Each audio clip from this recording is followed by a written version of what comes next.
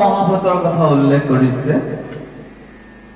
ক্ষিতি অপতেজ মৰুত বম এই পাঁচটা তত্ত্বক লৈ সমস্ত জগত ৰচনা কৰিছে এই শৰীৰটো যদি আপুনি চাই ইয়াত কি আছে বায়ু আছে পানী আছে অগ্নি আছে আকাশ তত্ত্ব আৰু ভূমি তত্ত্ব তাকে পাঁচটা কৈছে ক্ষিতি অপ তেজ মৰুত বম যি প্ৰাণীটোৱে নাচাওক সেই প্ৰাণীটোৰ লগত তেজ জড়িত হৈ আছে তাৰ জীৱনটো চলিবলৈ তাত এটা অগ্নি দিছে তাৰ হজম শক্তিৰ বাবে পানী এটা বেলেঞ্চ লাগিবই আৰু কি খোৱা খাদ্যবোৰ যিটো ডাইজেষ্ট হ'ব তাক ভূমি তত্ত্ব বুলি কোৱা হৈছে কি মল হিচাপে ভূমি হৈ গুচি যাব আৰু এটা আছে আকাশ তত্ত্ব এই পঞ্চভূতক কেন্দ্ৰ কৰি যিটো শৰীৰ সৃষ্টি হৈছে ইয়াত আকৌ প্ৰতিটো ইন্দ্ৰিয়ত দেৱতাবোৰ আছে আমাৰ ইন্দ্ৰিয়বোৰ চকু কাণ নাক জিভা ছাল এইবিলাক আমাৰ ইন্দ্ৰিয় ইয়াত কি আছে দেৱতাবিলাক স্থিতি হৈ আছে আপোনাৰ যিটো চকু আছে তাত কাৰ স্থিতি আছে সূৰ্যৰ স্থিতি আছে যদি সূৰ্যৰ স্থিতি নাথাকে মানুহজন অন্ধ হৈ যায় কিছুমান মানুহ যে অন্ধ হৈ যায় তাত সূৰ্যৰ স্থিতি নাথাকে। কাণত আমাৰ যিজন দিশপাল দেৱতা তেওঁ আছে কাৰণে কাণৰ জৰিয়তে শব্দবোৰ আমি শুনিব পাৰো।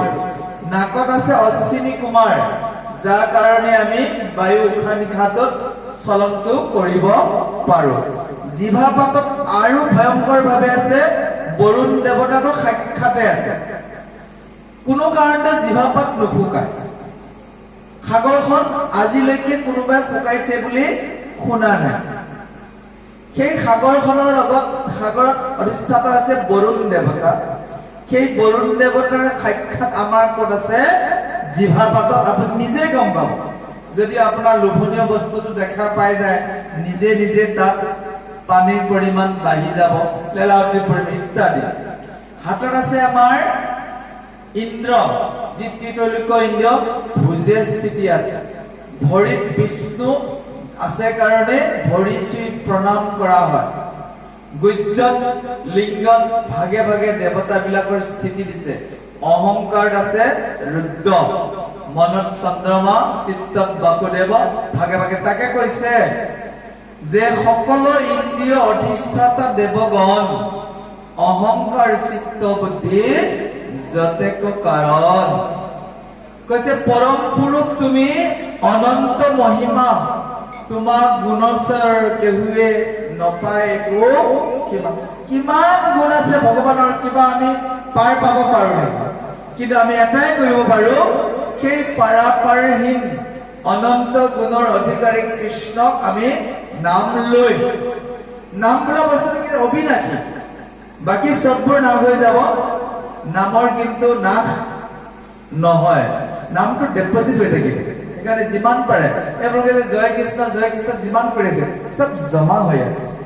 কোনোবা এজন আপুনি আপোনাৰ সতীৰ্থক লগ পাইছে মানে আপোনাৰ তেওঁ উপকাৰ কৰিছে, তেওঁক দেখাৰ লগে লগে আপুনি জয় কৃষ্ণ কৈ দিলে নহয়, আপোনাৰ নাম কৈ একাউণ্টত সোমাই গ'ল।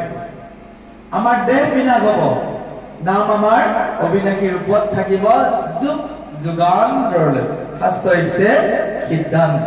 সেইকাৰণে হে প্ৰভু, তুমি অনন্ত গুণৰ অধিকাৰী, তোমাক যদিও আমি পাৰাপাৰহীন তোমাৰ গুণ নাজানো, তথাপি তোমাৰ নামেৰে তোমাক আমি বুজিম। ইয়াৰ পিছতো অতি সুন্দৰভাৱে পৃথিৱীয়ে জলমগ্ন হৈ থাকোঁতে কিদৰে উদ্ধাৰ কৰিছিল ৰসাতলৰ পৰা দিয়া আছে, আমি শ্ৰৱণ কৰিছো।